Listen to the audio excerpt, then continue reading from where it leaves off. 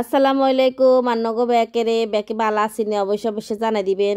তো আজকের ভিডিও কান সকাল সকাল ধরে শুরু করে দিয়ে রুটি মানে পরোটা বেলতাম বসি আর হলাই যে গান লোক কি অবস্থা করে হেতকে হেতে বেলবো আয় বেলুম হেতে হিঁড়াটা নেই হিমির দিকে আয়টা নেই হিমির দিকে পরোটা বেলা শেষ হয়েছে খানা দানা খাইলাম খাইবার হরে চলে গেছি মরিচ খোলা দিতাম মরিচ খোলাতে বেশি করে কুদুর হেজ দিছি হেজ বাড়াও দিছি লগে দিয়ে লাইছি লাল লাল করি একেবারে বেশি করে কুদুর মরিচ বাড়া অনেকে কইবেন যে নাফা মরিচ বাড়াই কিন্তু কি লাল না জানি কত জাল হইব।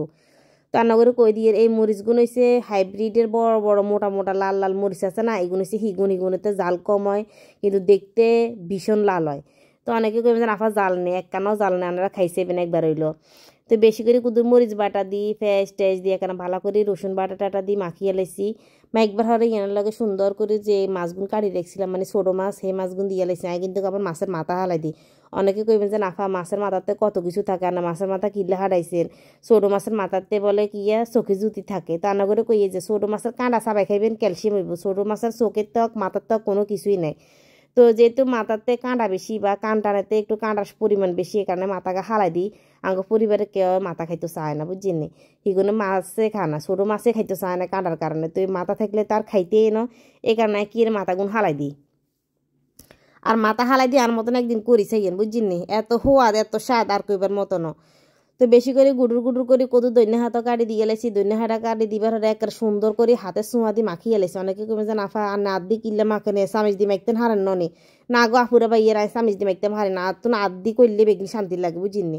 আর চেষ্টা করবেন যেন সরিষার তেল দিবেলা, সরিষার তেল দিলে কিন্তু এটার হোয়াদ কিন্তু দ্বিগুণ পরিমাণে বাড়ি যাব। আনারা যে তারা বাজারে ফুচকা কান হেতা করে কইয়ে ফুচকা কিনলে বেশি সোয়াদ লাগে জানেননি, ও হিসকিনা দিয়ে আদি দিবা আদে নিয়ে এলে খুব বেশি সোয়াদ লাগে। তো হেতাকে মতন তো আবার আত না দুই থাকতে হারি না, কিন্তু আত দুই পরিষ্কার করি এই কারণে আনা করে কইলাম মারি তাকে কিছু মনে করি না। এবার কি ফুচকা কিন্তু ঘরে বানাই খাই, কেমনি বানাই না বানাই আনা করে একদিন রেসিপি দিয়ে এলাম, দেখলে আনারা বুঝবেন। তাইলে কিন্তু আর বাজারে যায় কেউ খাইতেন না, হিসকিনা দিয়ে আত দেন না ফুচকা কিন্তু কেউ খাইতেন না।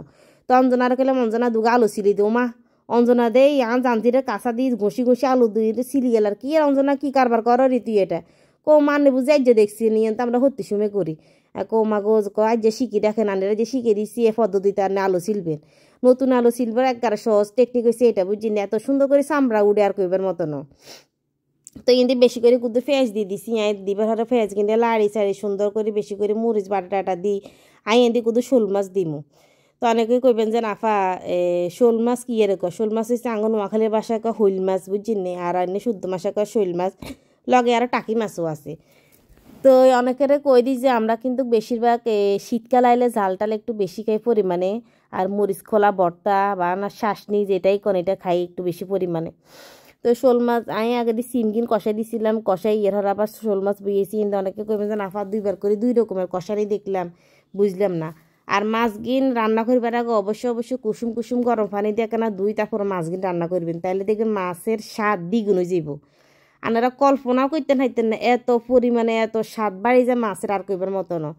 তো অনেকে কইবেন যে নাফা বেশি গরম পানি দিলে সমস্যা নেই, বেশি গরম পানি দিলে মাছ খুলে যাব, কুসুম গরম পানি দিবেন, মাছের যে একটা লোট আছে এটাও চলে যাব, মাছ একদম পরিষ্কার হয়ে যাব আর খাইতে ভীষণ সোয়াদ লাগবে। তো বেশি করে কিন্তু দুগা তিনগা টমেটো গাড়ি দিয়ে লাইছি, মাছগিন কিন্তু জাল বেশি হইতো না, দেখতে বোঝা যায় জাল কিন্তু জাল কম হয়েছে। আর যেহেতু কাঁচামরিচের দিন জাল বাটা মরিচ দিয়ে করছে জালের পরিমাণ একটু বেশি হলে সমস্যা নাই।